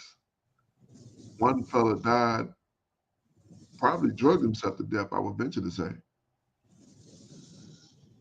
Died in the 90s. So this happened in the 60s. He died in the 90s. 30 years later. Yeah. And God never had to face anything for it. I got news for you. Mm-hmm. That joker is not getting away. He will not get away. The ones that's in prison right now, even though they had all that time to be free and operate how they see fit, how they saw fit, and they probably in prison right now with some white supremacist gang spreading white supremacist rhetoric, you won't get away. You will not get away. You don't got to worry about what's going to happen to you in the shower. You don't got to worry about doing a laundry detail. You don't have to worry about some fellas walking into your cell. What you got to worry about is when the time comes, you happen to you gonna give an answer for every situation, every circumstance, every deed, every thought. You're gonna have to give an answer for, and it's not gonna be all right. It's not gonna be okay for you. I promise it's not. The representative of the Most High says when you touch these people, regardless of them being Christians, believing in that foolishness that Christians believe, he said, regardless of that, you touch them, you touch the apple of his eye. Mm-hmm. And if you think you're going to get away with a delayed sentence of, what was it, 40 years, almost 60 years? Actually 61 years. 61. This past, like a couple months ago, made 61 years. Yeah. You think you're going to get away with a delayed sentence, but now you're supposed to be in prison for life, now that you're an old man going there and dying. And they'll probably let you out for some reason or another, because that's how they like to do things. Yeah, we're going to send him to prison. We don't know that. How we know he in prison? Right. So, but they're not going to get away. You're not getting away. Just think, this cat could have did these cats could have did this crime. A month later, met a woman, had children, raised those doggone children before they ever faced any kind of charge. Children would have been adults by the time something came up. I mean, that is outrageous. And they call that justice. I digress. I'm going to stop there. Go ahead, Khan, if you could pull Deuteronomy 28, beginning at verse 49. We were just here in the previous video with Elder Benaiah in Deuteronomy 28. But I'll wait for you to get there and just talk about bringing out what I want to talk about. But I'm glad that we brought this video out, because many of our people, this would be the reason that many of our people would tell you that they go out and vote. Mm-hmm. It's in rebellion to these actions and people bombing their institutions of religion, not wanting to be afraid. This was the way that many of them fought. So now they go and vote. But see, the enemy is very tricky. He's very cunning. These things weren't accessible for us because they wanted us to desire the right to be a part of what they got going on. Right. Where we should have just remained. We are set apart people. Exactly. That's what the Most High intended for us. But we want to be a part of other people. You know what I mean? And Yeah. And my father, man, last month, father stopped talking to me. We had a discussion. He asked me if I went and voted. Just out of impulse, I told him yeah. And then I lied. I told him yeah, I did. And then he asked me another question. He asked me about how long it took me to get in. And I lied again. And then he asked me if they were busy, and I was getting ready to lie again. And I was like, look, Daddy, I didn't vote. And he was angry, very angry. I also wanted to let him know, like, Daddy, I've been trying to tell y'all to rebel from this system for the last 5 years. If you truly want to rebel and you truly want to see your enemies at your feet, come back to the Most High in spirit and truth. Right. Worship Him. Put Him first. And He will deliver our enemies to us. Right. But that's asking too much of our people. Mm-hmm. All right. But see, we were warned. We were forewarned, Doc, in Deuteronomy 28, verse 50, verse 49. Yeah. You got it out? Yep, I got it. It's on the screen. Come. All right. Yahweh shall bring a nation against you from far, from the ends of the earth, as swift as the eagle flies, a nation whose tongue you shall not understand. Continue in verse 50. A nation of fierce countenance, which shall not regard the person of the old, nor show favor to the young. Come. These men set this bomb, not regarding old or young, male or female, didn't care who was in there. They called the city Birmingham because this was a practice that they practiced. And you're right, Doc. It seems like these people have gotten away with it. We know about this crime and these individuals, but how many of our people were lynched and nobody even knows where their bodies are at? Right. We just know that they disappeared. Oh. These people will not get away, No. And there are some people out here that when righteousness comes, will go out of their way to ensure that justice is done. Oh yeah, most definitely, and that's the day I look forward to. When the Most High rain down that spirit on us, and we go out and we find them, and we bring them. They think that it's over with. It's not over with. It's not over with. You're not getting away. You are not getting away. It ain't gonna happen. It ain't gonna happen. I wish I knew exactly what that. So real quick, I'm gonna say this, and we're gonna go to the last video. There were people during the time of Joshua who posed themselves as foreign travelers who said they came to worship the Most High, our power.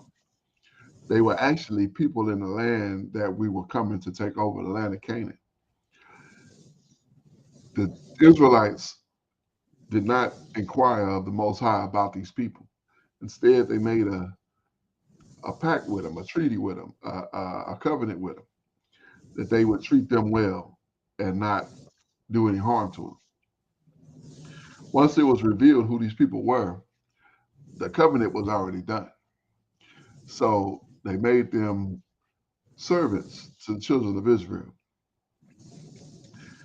Sometime later, we got a king appointed over us, King Shaul. King Shaul decided that he would destroy all of these people that this covenant was made with, which was partially his undoing. As a result of that, King David, who took over for Shaul, who took the reins after Shaul's reign was over, he had to hand over the family of King Shaul to these people, to their descendants, for justice to be done. I'm going to leave that in your spirit. I'm going to let that marinate in your ruach. To the next video. All right, our last video here on this video review. It's only 15 minutes. It comes to us from the brothers, the good brothers over at Black Journals. It says, meet the forgotten Black genius who designed our capital city. I don't like some of the language that some of these people use, but that's all right. I understand what he's trying to say, but I don't include myself in this place. This is the land of my captivity, not my homeland. And I don't dare call this place my capital city. That's their capital city, and they can have it. This brother designed it. Praises to the Most High for him having a big brain. And we're gonna go forward from here. Let's continue. Let's go.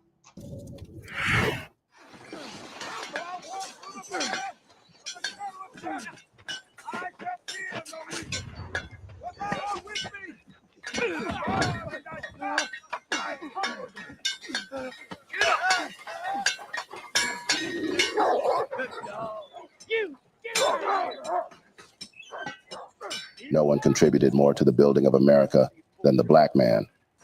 By the works of their hands, labor, ingenuity, and suffering, the people of color made the Americas great. Although the American and world educational system does little in recognizing these contributions.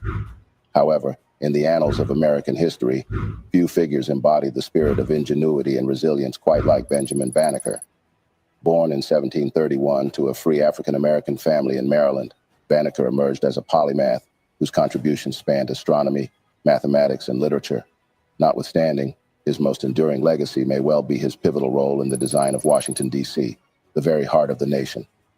As the young country sought to establish a capital that would reflect its democratic ideals, Banneker's remarkable intellect and vision would become instrumental in shaping the city's layout. Despite the racial prejudices of his time, he would not only challenge the status quo, but would also leave an indelible mark on the nation's capital. This exploration of Benjamin Banneker's life and work reveals not only the brilliance of a man often overlooked in the historical narrative, but also the profound impact of his contributions to the very foundations of American democracy. Join us as we delve into the life of this extraordinary individual and uncover the genius behind the design of Washington, D.C. But before we proceed, do not forget to support our efforts by hitting that like button before you. Share with your family and friends to keep spreading our eye-opening Black narrative, and kindly subscribe to stay tuned in for more informative stories ahead.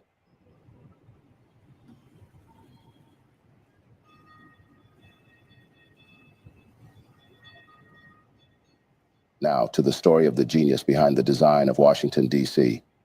Benjamin Banneker was one of the first African Americans to gain notoriety for his work and study.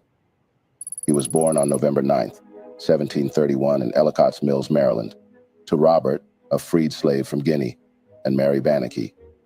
Mary was the daughter of an English indentured servant named Molly Welsh and her freed slave, Banneker.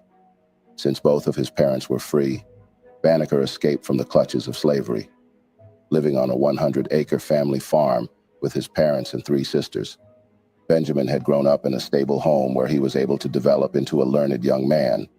His grandmother, Molly, taught young Benjamin how to read and to write, and he attended a Quaker school for a short while.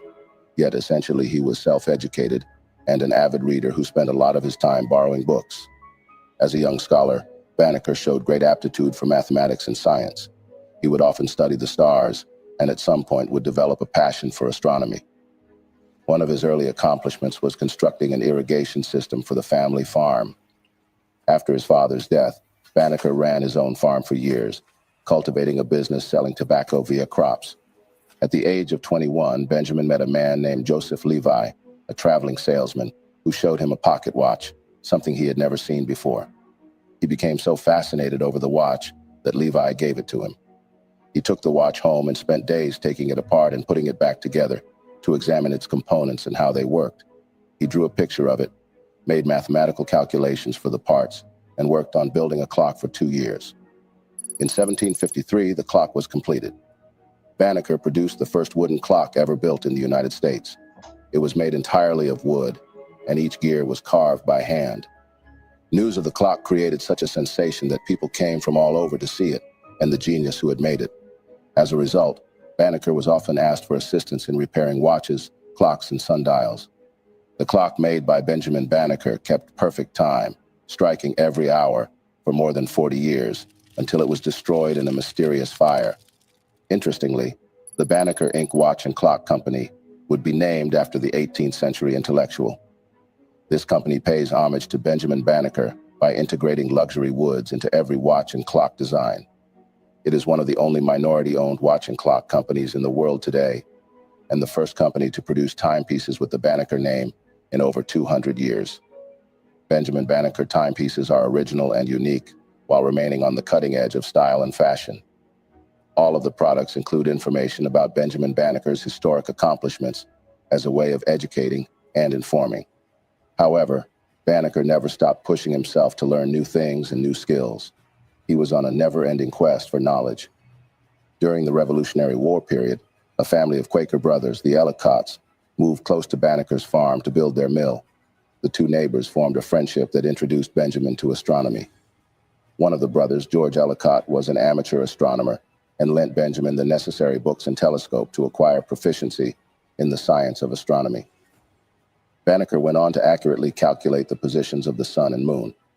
His aptitude in mathematics and knowledge of astronomy enabled him to predict the solar eclipse that took place on April 14, 1789. In 1792, Banneker would begin publishing an almanac that would be widely read and would become the main reference for farmers in the mid-Atlantic states.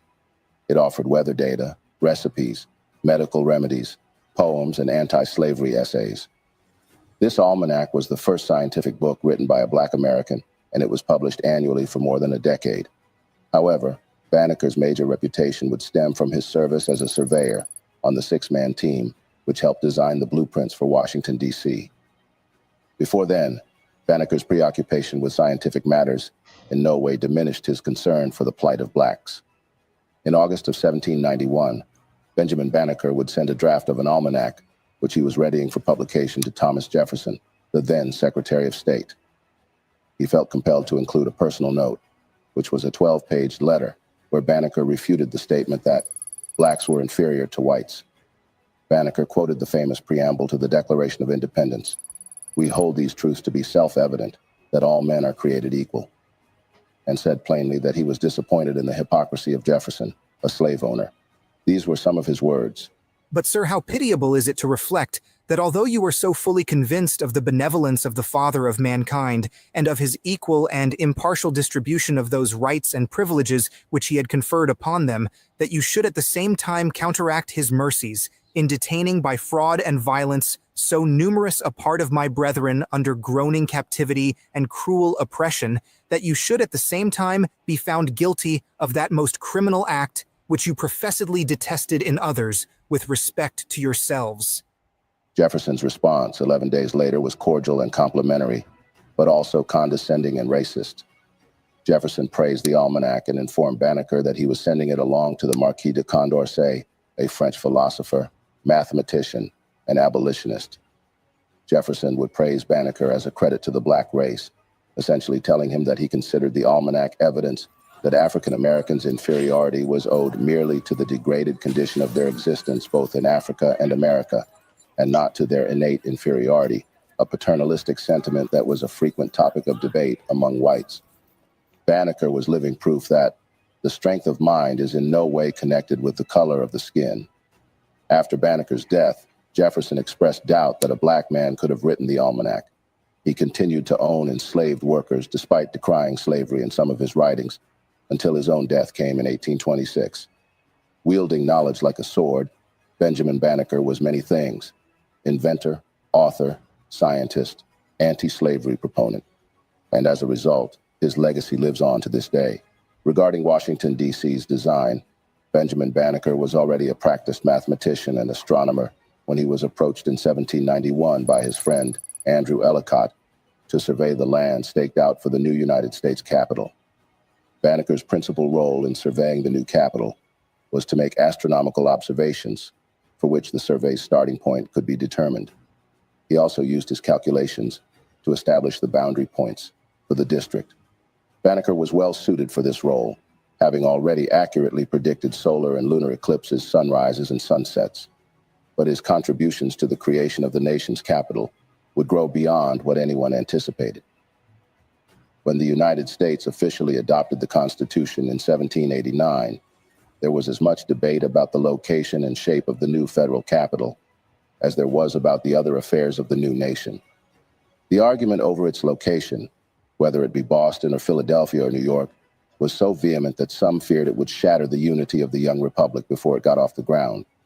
Even before the location for a new federal capital called for in the Constitution was settled, Pierre Charles L'Enfant would write to George Washington with a request to be commissioned to design the federal city. He would be granted his wish when Congress would pass the Residence Act of 1790, which set the permanent site for the capital on the Potomac River. L'Enfant, who served under Washington during the Revolution and was a successful civil engineer after the war, would develop a grand design for the capital. L'Enfant's plans were well received, but he proved to be extremely difficult to work with, arguing incessantly with the commissioners in charge of the capital project. He frequently stepped beyond his mandate in budgetary and design issues, and Washington begrudgingly relieved him in 1792. When L'Enfant left the project, he took all the designs with him, leaving the project in disarray. Unsure of how to proceed, Ellicott and the other planners feared that they might have to start from scratch. According to writer Gaius Chamberlain, Banneker surprised them when he asserted that he could reproduce the plans from memory and in 2 days, and did exactly as he had promised. However, using his meticulous memory, Benjamin Banneker was able to recreate the plans. His mathematical prowess filled the void, providing the precise calculations needed to translate L'Enfant's vision into reality. Therefore, Washington, D.C., with its grand avenues and buildings, was completed and stands today as a monument to Banneker's genius. A black man, although there has been much controversy over the years about whether such an event actually happened. Some historians claim that many of the facts about Banneker's life were embellished or mythologized, leaving the fact that he was able to reimagine L'Enfant's plans in dispute. Others have theorized that it was Andrew Ellicott's brother Benjamin who aided in redrawing the plans from memory, theorizing that Andrew Ellicott's brother was confused with Banneker because they shared the same first name. In the final analysis, it cannot be denied that Banneker was a confirmed member of the team that designed the federal capital, soon known as Washington, D.C. In being a part of that team, Banneker, a free black man in a nation that was still practicing slavery, used his intellect and skill to disprove the theory that blacks were an inferior race. More so, Benjamin Banneker, who was never married nor a father, continued to conduct his scientific studies throughout his life. By 1797, sales of his almanac had declined and he discontinued publication. In the following years, he sold off much of his farm to the Ellicotts and others to make ends meet, continuing to live in his log cabin. However, on October 9, 1806, after his usual morning walk, Banneker died in his sleep, just a month short of his 75th birthday. In accordance with his wishes, all the items that had been on loan from his neighbor, George Ellicott, were returned by Banneker's nephew.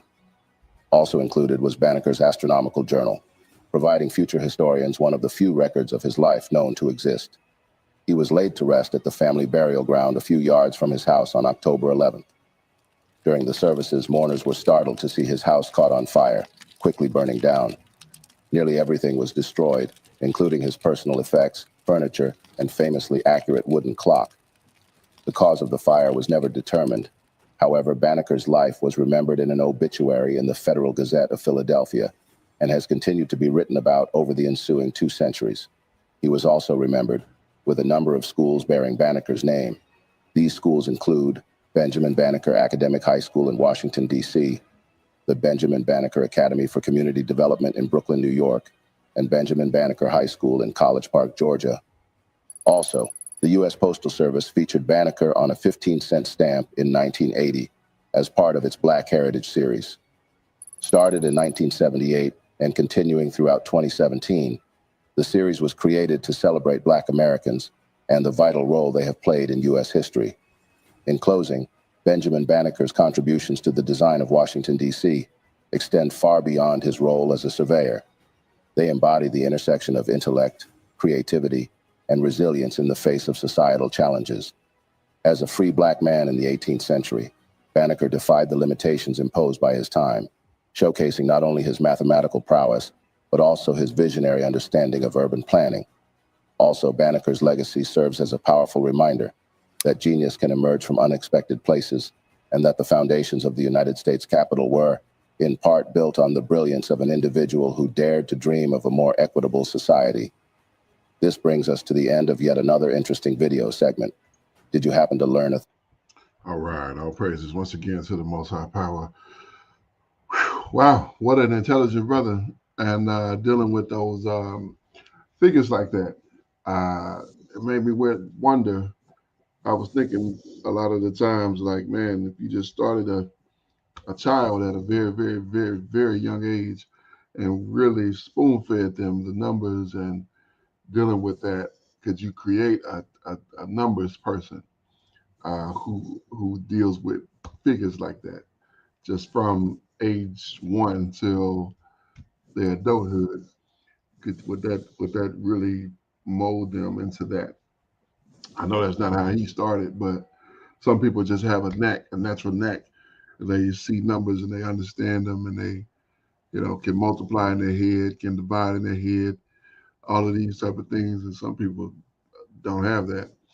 I did find it unusual that it was a mystery how all of a sudden these things catch fire. His clock caught fire and his house burned after he was gone.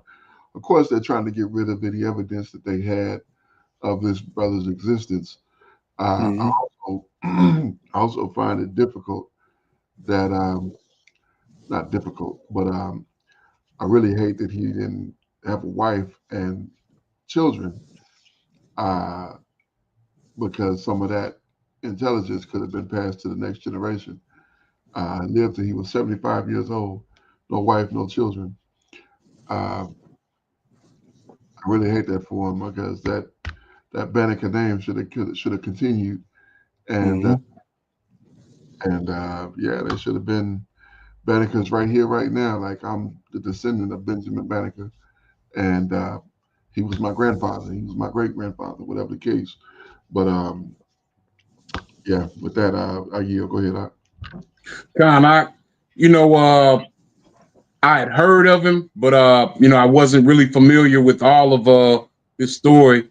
The brother lived a very interesting life, and his father being from Guinea, this is Negro land. Negro land would have been above Guinea, but that's the region that he said his father came from, and his mother apparently was a mulatto. With Negro and British descent, I believe. But his parents being both free in Maryland, he was able to take advantage of the school system. And most of the time, when our home environments are not even what they need to be, but when we have time to kind of focus on education, we usually do well. Now, a lot of us right now, the parents aren't raising the children. Education isn't a focal point, so that's why we kind of struggle with integration. All of this kind of occurred over the last 30 years, man. Where we're seeing a decline in our people with this system. But perhaps that's the Abba's doing. Perhaps it's all vanity anyway, and none of it's going to matter on the other side. But I digress there. Con, yeah, it's definitely vanity. I mean, it's not going to matter on the other side. But I love to show these. I love to see these people's faces when they realize that these things that they hold so important, this false supremacy, this false idea of supremacy that they have, is completely and utterly false. You see how he said to say that almanac could not have been produced by Banneker, because yeah, that's what they do. That's what they love to do. They love to try to, after you not there to defend yourself, now they got something to say. You know what I'm saying? Like, you was right there in the man's face, and when he challenged you on your ridiculous beliefs, all you could say was, well, kind of whatever he said, it doesn't matter. But nothing of any pertinence. But as soon as he's dead, now all of a sudden, yeah, there's no way he could have did these things. It's just no colored man could have done these things, and Right. yeah, but yeah, he did. He did it, and whether you doubt it or don't doubt it, whatever the case, he still did it through the ability that the Most High gave him. So, all right, I'm gonna cut off there. Let's go ahead and close this on out. It's been a good long time of watching videos and enjoying information as it was shared. I certainly hope you have enjoyed it. I certainly did as well.